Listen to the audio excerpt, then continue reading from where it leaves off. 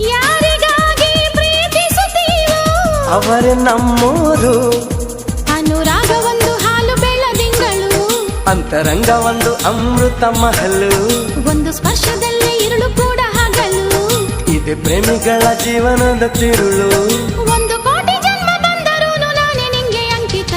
ಸಾವಿರ ಕನಸಿನ ಸುಂದರ ಪದಗಳ ಹಾಡುವ ಸಮಯವಿದು. ಮೆಚ್ಚಿದ ಮನಸ್ಸಿನ ಪ್ರೀತಿಯ ಕದಗಳ ತೆರೆಯೋ ಹೃದಯವಿದು.